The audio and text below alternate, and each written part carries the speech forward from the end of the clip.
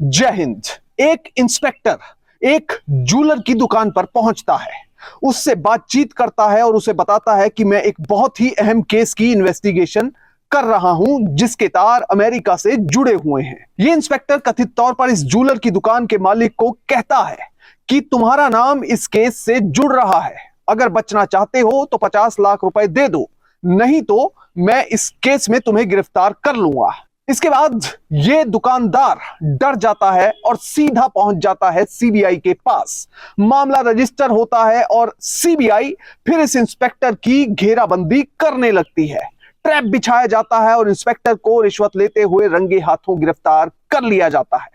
इस केस के बारे में बात करेंगे, पर सबसे पहले आपसे अपील कि आप बड़ी संख्या में हमारी वीडियोस को देख रहे हैं पर चैनल सब्सक्राइब नहीं कर रहे। अगर आप इस वीडियो को देख रहे हैं तो फौरन चैनल को सब्सक्राइब कीजिए, बेल नोटिफिकेशन ऑन कीजिए, इसके साथ ही वीडियो को ज्यादा से ज्यादा शेयर कीजिए और साथ में अपना कमेंट देना ना भूलें, क्योंकि आपका कमेंट हमारे लिए बहुत इंपॉर्टेंट है। मैं जानता हूं ये वीडियो आप आखिर तक देखेंगे क्योंकि ये केस है ही बड़ा दिलचस्प। अब क्या है पूरा मामला, इसे समझने के लिए आपको चलना पड़ेगा अमेरिका। और अमेरिका में एक जगह है फ्लोरिडा। फ्लोरिडा में साल 2022 में एक व्यक्ति मरले कोरेजवो को एक कॉल आता है। कॉल पर दूसरी तरफ से जो व्यक्ति बोल रहा होता है वो अपने आप को एक बैंक का कर्मचारी बताता है। अपने आप को बैंक का अधिकारी बताने वाला व्यक्ति दूसरी ओर से कहता है कि मुझे आपकी डिटेल्स चाहिए, कुछ वेरिफिकेशन करनी है। जैसे ये बात मरले को पता चलती है तो वो बैंक के उस कथित अधिकारी के साथ पूरी तरह से कोऑपरेट करने लगता है। जो जो डिटेल उनकी तरफ से मांगी गई, मरले कोरेजवो वो डिटेल उन्हें देते चले गए।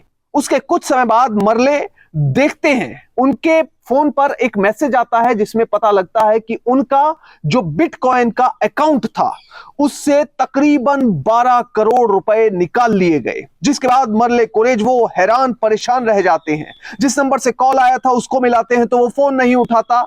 उसके बाद मरले कोरेजवो सीधा पहुंच जाते हैं फ्लोरिडा पुलिस के पास। पुलिस के पास जाकर वो बताते हैं कि मेरा बिटकॉइन का जो अकाउंट था वो हैक कर लिया गया। बिटकॉइन एक जो रुपए हम लेन देन के लिए इस्तेमाल करते हैं उसका ही एक ऑल्टरनेटिव है।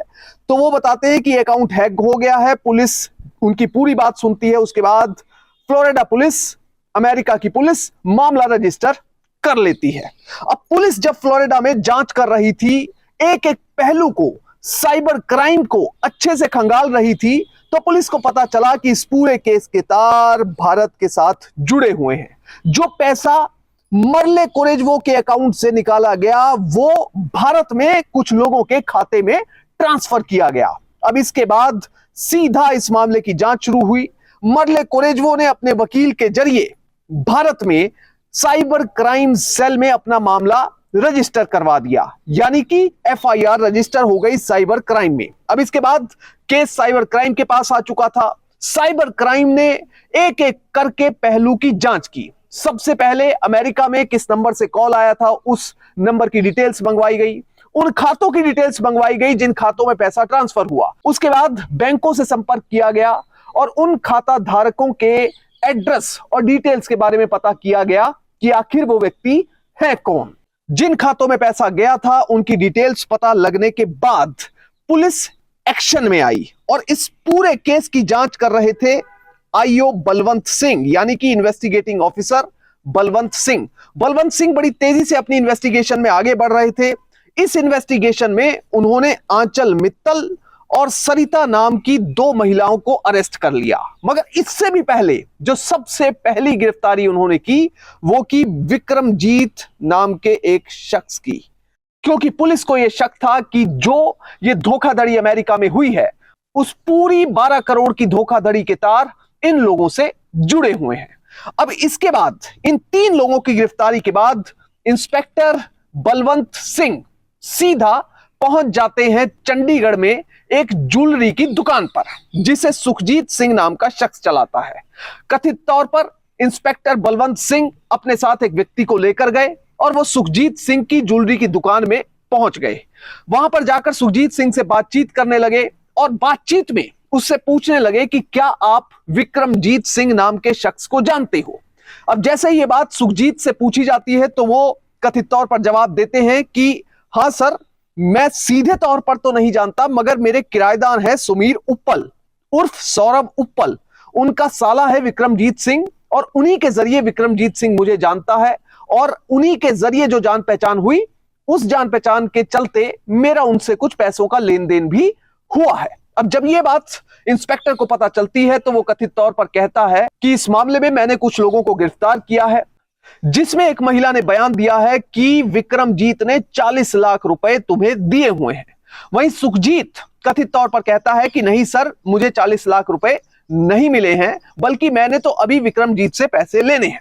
अब कुल मिलाकर सुखजीत का यह पक्ष है कि इसके बाद इंस्पेक्टर ने मेरी बात पर ध्यान नहीं दिया और सीधे तौर पर मुझे कहा कि इस केस में तुम्हारा नाम भी जुड़ रहा है, और अगर गिरफ्तारी से बचना चाहते हो तो 50 लाख रुपए कथित तौर पर मुझे दे दो। तो अब सुखजीत भी हैरान था कि इंस्पेक्टर आया और सीधा पहले तो विक्रमजीत के बारे में पूछने लगा कि क्या आप विक्रमजीत को जानते हो, और फिर सीधे तौर पर रिश्वत की मांग करने लगा।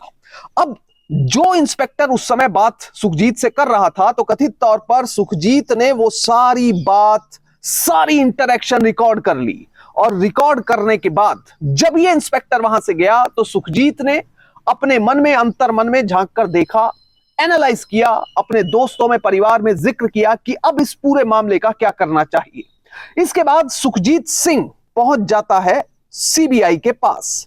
सीबीआई यानी सेंट्रल ब्यूरो ऑफ इन्वेस्टिगेशन, जिसका कि चंडीगढ़ में दफ्तर है इस रीजन के तहत। अब सीबीआई के दफ्तर में पहुंचकर वहां के अधिकारियों को बताता है कि किस तरह से एक इंस्पेक्टर सीधे तौर पर उनकी दुकान पर आया, विक्रमजीत सिंह के बारे में सवाल किया कि क्या आप इस विक्रमजीत सिंह नाम के शख्स को जानते हैं। मैंने कहा सर किसी के थ्रू जानता हूं। फिर मुझसे फाइनली रिश्वत की मांग की, वो भी तकरीबन 50 लाख रुपए। अब सीबीआई को जब यह बात पता लगती है तो इस मामले की प्रीलिमिनरी इंक्वायरी करवाई जाती है, यानी प्रारंभिक जांच होती है, यह पता करने के लिए कि जो भी जानकारी सुखजीत सिंह की तरफ से मुहैया करवाई जा रही है उसमें कितनी सच्चाई है। प्रीलिमिनरी इंक्वायरी में काफी बातें पुख्ता निकल कर आती हैं, काफी तथ्य सही पाए जाते हैं। इसके बाद सीबीआई एक ट्रैप ले करती है, और इसी ट्रैप के तहत इंस्पेक्टर बलवंत सिंह को सुखजीत सिंह पैसे देने के लिए बुला लेता है चंडीगढ़ में। वो कहता है कि सर आप चंडीगढ़ के सेक्टर 23 में आ जाइए, मैं आपको वहां पर पैसे दे दूंगा जो हमारे बीच में फिक्स हुए हैं। इस बीच 50 लाख रुपए की डिमांड कथित तौर पर की गई थी, पर नेगोशिएशन करके मामला कहीं ना कहीं 5 लाख तक पहुंच गया था। अब इंस्पेक्टर बलवंत, जो कि हरियाणा पुलिस में कार्यरत हैं, वो यमुनानगर से सीधा चंडीगढ़ के सेक्टर 23 में कथित तौर पर पहुंच जाते हैं, और इसके बाद सीबीआई के जो अधिकारी थे वो सिविल वर्दी में वहां पर घेरा बनाए हुए थे, इधर उधर घूम रहे थे, और वहां पर सुखजीत सिंह सीधा इस इंस्पेक्टर को 5 लाख रुपए पकड़ा देता है। जब ये इंस्पेक्टर वहां पर मौजूद था तो उसके साथ 2 शख्स और उसके हेल्पर के तौर पर मौजूद थे, जिनका नाम हरपाल सिंह और जैनेंद्र सिंह था। अब जैसे ही 5 लाख रुपए दिए गए, सीबीआई ने फौरन इस इंस्पेक्टर को गिरफ्तार कर लिया। इस इंस्पेक्टर की गिरफ्तारी के बाद इसके दफ्तर में और इसके घर में रेड किया गया। वहां से कई इंपॉर्टेंट दस्तावेज सीबीआई ने अपने कब्जे में लिए, और इसके साथ ही पीओसीए यानी प्रिवेंशन ऑफ करप्शन एक्ट के तहत मुकदमा दर्ज कर दिया।